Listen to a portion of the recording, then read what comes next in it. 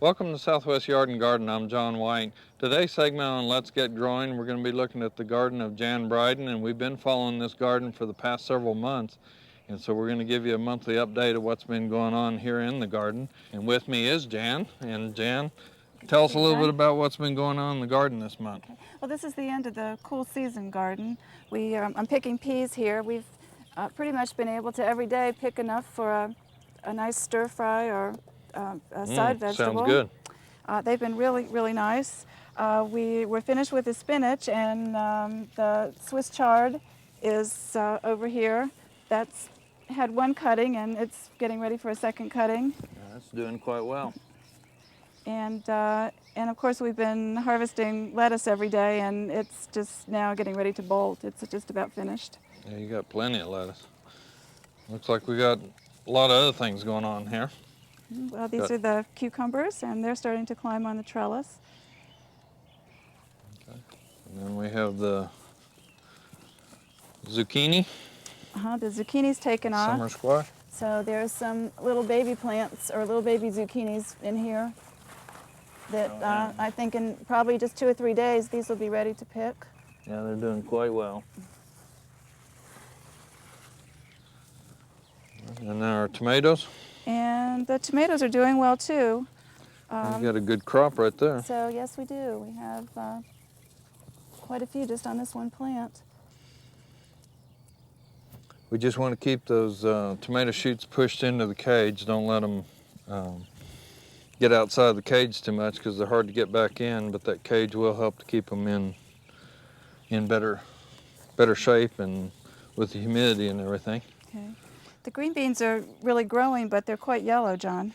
Okay, the pole beans and snap beans in our climate, a lot of times you will run across a classic iron deficiency problem, and that's just with our alkaline soils here, and iron treatment is called for here. It can either be put on foliar or put on as a liquid at the base of it. So again, we'll mix up a liquid formulation. We have a gallon of water already set up, and our iron here requires 2 tablespoons, which is 6 teaspoons.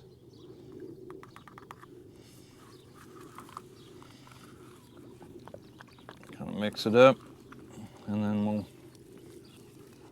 kind of pour it at the base here and let it soak in.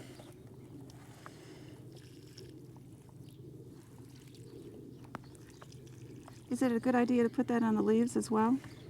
Yeah, but you want to be careful of your formulations because your mix for soil applied is usually a little bit stronger than a foliar.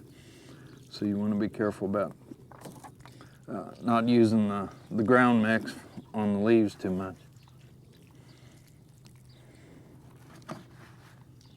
And this is a chelated iron, so it doesn't tie up as quickly in the soil, so it should be more readily available.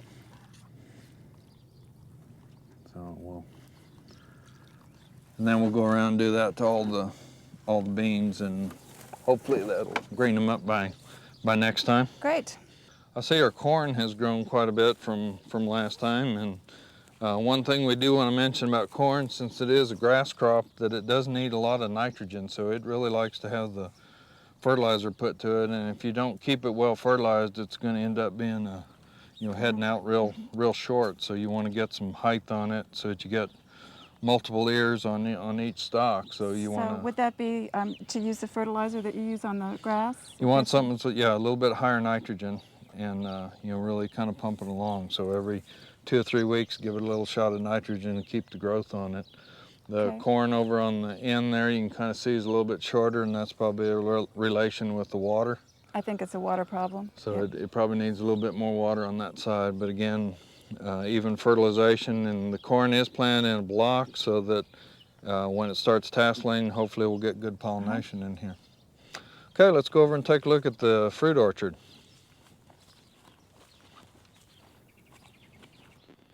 Jan, it looks like the orchard has grown quite a bit since we were here last month also. I have a lot of new growth and a pretty good crop of peaches and also of apples. Peaches have a typical deficiency, iron deficiency, very common here in the Southwest, and again, iron treatment Probably a foliar iron will help to green that up, and it may take multiple sprayings, but I think you can get it greened up again. Since we do have a crop of peaches and some apples, we do need to look at probably a cover spray to put on, and that's an insecticidal spray. It might be insecticide and fungicide or just an insecticide spray.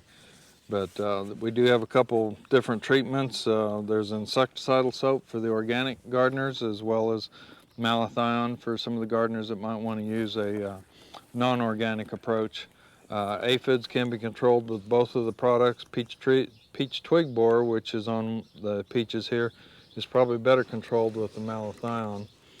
And so let's go ahead and spray it down. We're using the insecticidal soap.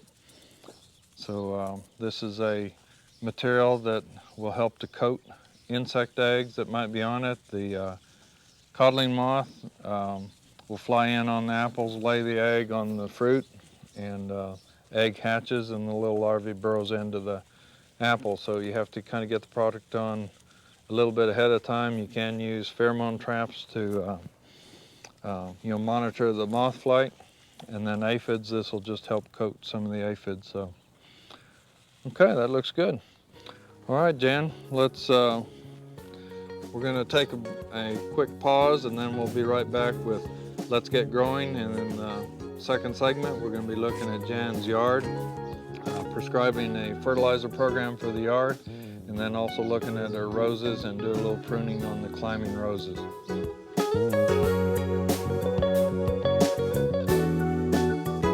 Here's a gardening tip from Southwest Yard and Garden.